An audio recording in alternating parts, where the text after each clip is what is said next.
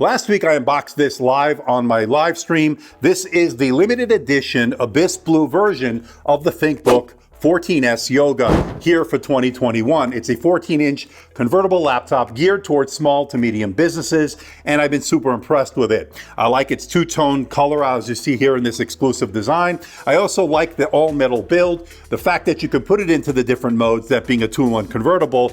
Pen is already garaged in the device, so it's always handy and convenient on the spot, and it also has really good battery life. We'll get into that and more. It also has a full HD touch display. Hey everybody, it's Andrew, and this is my review of the Lenovo ThinkBook 14s Yoga here for 2021. Coming up.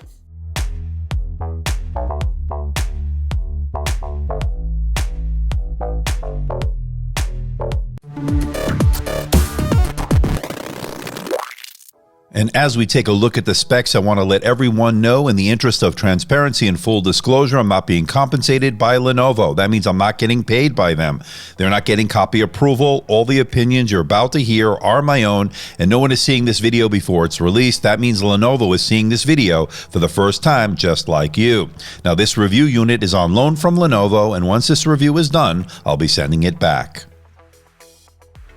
Now, I did unbox this on my live stream last week, and for those that didn't see it, I'll put the link in the description below for the replay so you can check it out. And don't forget, I live stream every Sunday, 9 a.m. Pacific time. Don't forget to check it out this upcoming Sunday. Starting price is $967.85. I'll put the link below for more information and where you can buy it. And I think that's competitive pricing, and it is geared towards small to medium businesses, but I think consumers would like this as well. Let's find out why.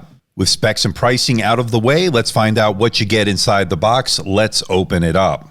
Inside the box, you get a 65-watt USB-C charger. That's the typical charger we get from Lenovo. We've seen that one before. You get an extension cord as well as some documentation, which includes warranty information and a setup guide. Now, what we have here is an all-metal design. Now, this is the limited edition Abyss Blue. It's a two-tone color, and I absolutely love the way it looks. Now, 3.3 pounds or 1.5 kilograms. Definitely not the lightest 14-inch convertible out there, but definitely portable to take with you on the go. One thing to note, it does attract fingerprints rather easily. You will be wiping it down quite a bit. Okay, as we always do, let's check out the port selection. We'll start off on the left side, where you get a USB-C 3.2 port, a USB 4/Thunderbolt 4 port, that's good to see, an HDMI 1.4B port, a USB-A port, and a 3.5mm audio jack. Moving over to the right side, you get a power button that doubles as a fingerprint scanner, a micro SD card slot, USB-A port, and finally a Kensington lock port. And I have to say, that's a pretty good port selection. And I love the fact they include the pen at no additional cost. It's garaged on the right side where you can charge this pen. It's using the Wacom AES technology. It's the Lenovo integrated pen. We've seen that before. We'll get into that a little bit later as well. Now, to get inside this laptop, Lenovo makes it pretty easy. All you need to do is remove the T5 Torx screws, pop off the bottom plate, and you're in. It's that simple. And the good news is there's a lot to upgrade here. There are two SSD slots. SSD number 1 takes up to 1 terabyte of M.2 2280 SSDs, and SSD number 2 takes up to 1 terabyte of M.2 2242 SSDs. A lot of options in terms of storage here, and I like that. And the SSD that comes with the laptop gives you some excellent reads and writes, as you can see from the results.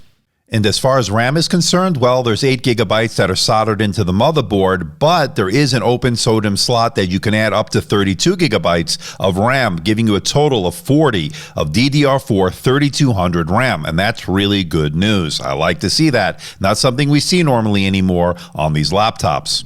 And it's also good to see that the Wi-Fi card is socketed in as well. That means you can upgrade it down the road. Now, speaking of that Wi-Fi card, you're looking at Wi-Fi 6 and Bluetooth 5.1. Both are working well on those fronts.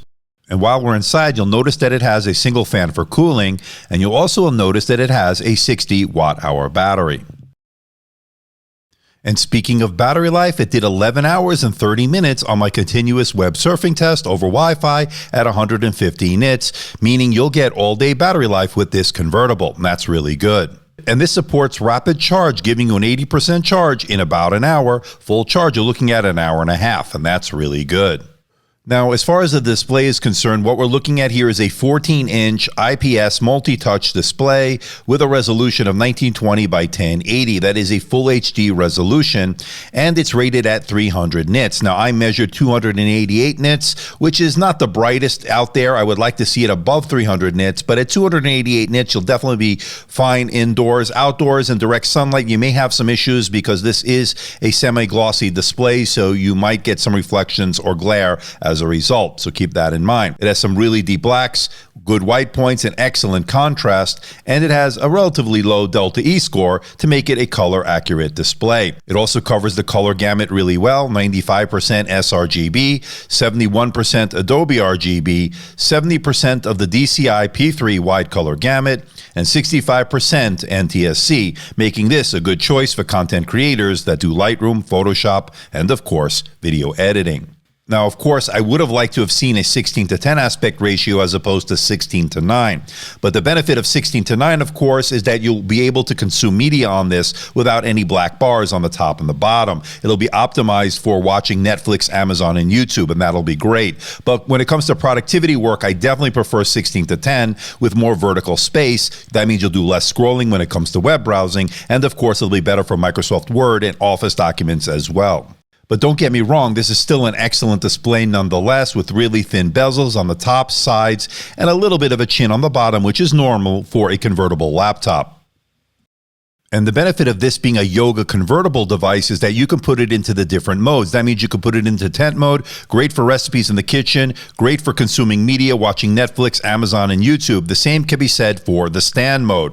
And of course, you can always put it into the tablet mode. This is great for use with the pen. Now, as I mentioned earlier, the pen is included at no additional cost. It is garaged in the device. That means you can charge and store it in the device, which is really convenient. Now, as far as the pen is concerned, it's great for taking notes, sketching out artwork. It is working well. It uses the Wacom AES technology, and for those that find it a bit too thin, you can use third-party alternatives to give you a bigger size and a better grip.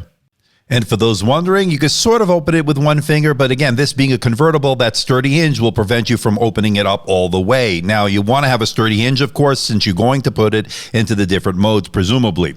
Now, as far as the keyboard itself is concerned, you get those smile-shaped keys we've come to know with the Lenovo Yoga line. They're here, and it's pretty good in terms of tactile feedback, pretty good key travel, and it also has a multi-stage backlight that allows you to get work done in a dark room or a dimly lit environment. So this is going to be good for productivity. It also has a precision touchpad, and it's working well, very responsive. Two-finger scrolling is buttery smooth, and all the gestures work as you'd expect. Well, this is the front-facing camera on the ThinkBook 14s Yoga here for 2021. It's a 720p camera, not infrared. That means you cannot log in with Windows Hello with face recognition. You'll have to use the fingerprint scanner for that. But it is a 720p webcam, and once again, I'm a little bit disappointed in the low-quality webcams that we've been seeing from all the brands. No exceptions here. The best, of course, has been from Microsoft in their Surface line. Check out my review of the Surface Pro 7 for a good example of what a 1080p infrared webcam should be, at least here in 2021. Can't wait to see what they have coming up as well. But as far as this camera is concerned, is it good? Is it for Zoom or Skype? Yeah, it's going to be adequate, but is it good? Not really. I'm curious to know what you think. Let me know in the comments section below.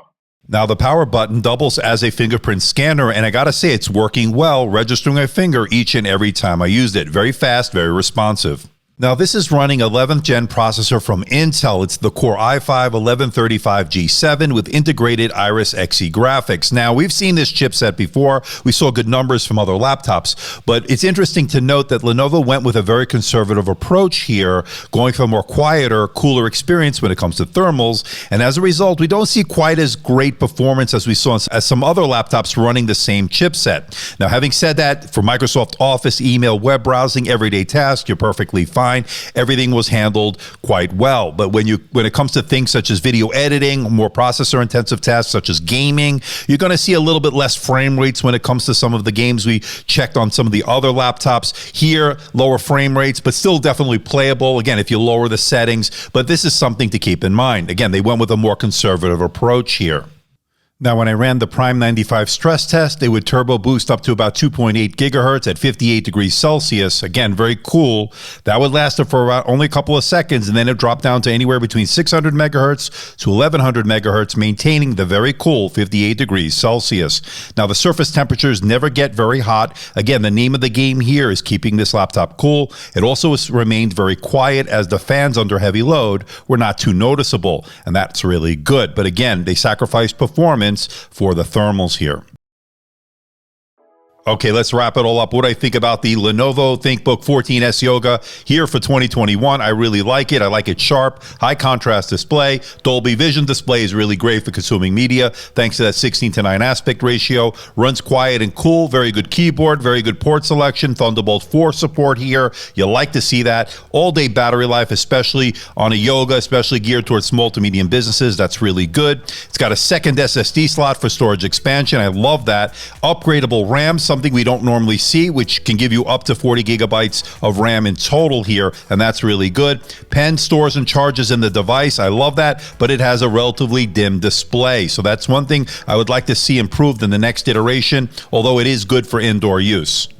And they also did take a conservative approach when it comes to performance, which leads to a much quieter and cooler laptop, although you don't get quite the performance you get in other laptops running the same chipset.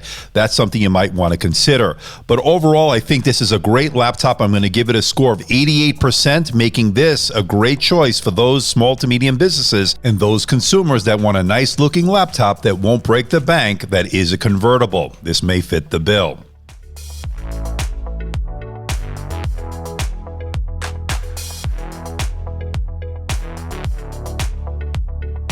So please hit the like button, please subscribe, please share this video.